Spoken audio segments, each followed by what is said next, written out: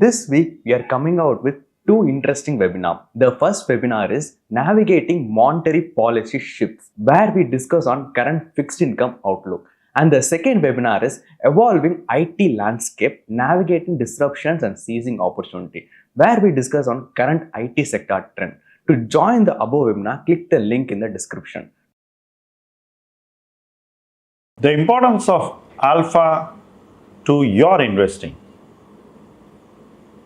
If there is one reason that I would always want to pursue equity investing directly, it is the opportunity to create strong alpha. You continuously practice investing in a way which is measured against your own return expectation or a benchmark. When you beat that benchmark and you beat it by a wide margin, then you achieve far superior wealth outcomes in your life. You achieve financial freedom much earlier than you otherwise would. Now, if you choose the alternate path of saying that I don't want alpha, I just want the return of the benchmark, then you would be still achieving returns, but those returns could significantly be lower than what you otherwise can if you invested to your potential in a manner that will translate into a reasonably strong alpha. So, seeking alpha is a way of life. It is a personality statement. It is a way of approaching your financial future. It is a way of getting more out of your hard work, your income growth, your savings discipline, and your strong investment ethic. If you have all four of these and then you say that I don't want alpha, then you are going to get far less than you deserve for all the effort that you take in your life otherwise. That is why seeking alpha is important.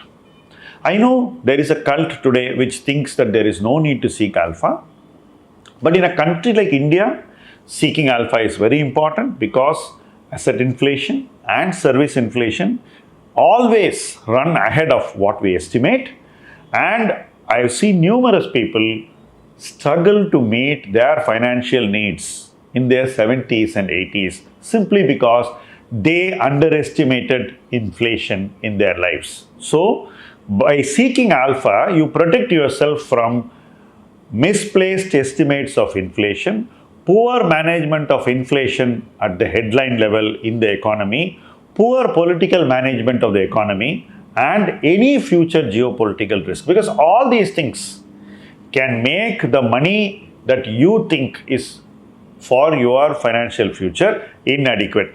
That is one strong reason why you need to seek alpha.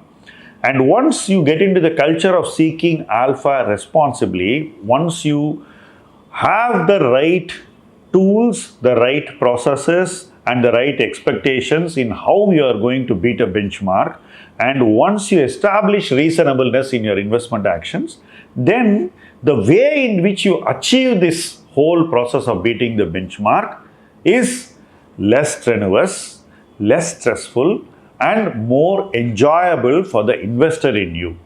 As an investor, I have never felt stress in beating a benchmark because I never focused obsessively on beating the benchmark. Instead, I believed that creating alpha is possible, and in that belief, I traveled in my investing and always worked harder to find better ways of doing my investing, constantly improving my investment process, getting my portfolio better all the time, and bringing in the right freshness into my portfolio at the time when it is most needed.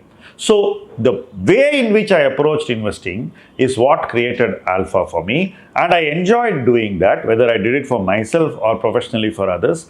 And it is not so much a professional need or an obsession. It is a personal need that translates into a professional outcome. I think you need to always wear the investor's hat when you are seeking alpha. Don't wear a professional's hat. That is something I tell myself. When you wear the investor's hat, then you don't compare yourself with a peer.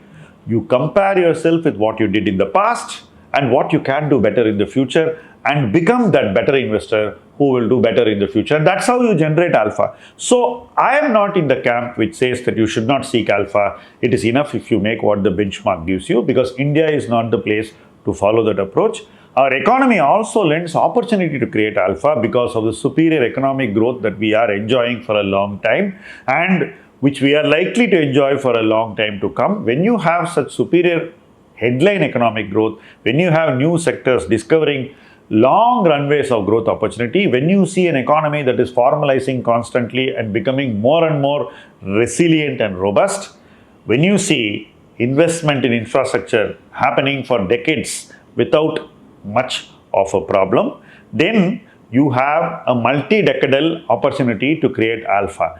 Why would anybody skip that multi-decadal opportunity to create alpha in their portfolios in an economy like India and copy the passive investment approach which says, I don't want alpha, that we see in developed, mature economies of the world?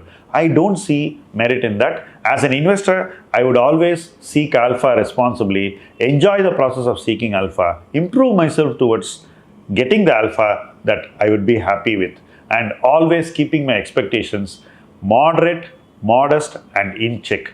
When I discipline myself in my expectations, I am going to enjoy the process of seeking alpha and get the alpha I want, and continue seeking alpha as a way of life. I hope you too seek alpha as a way of life and become a successful investor who beat benchmarks, got alpha without taking too much stress, strain, and making it a way of life. Happy investing.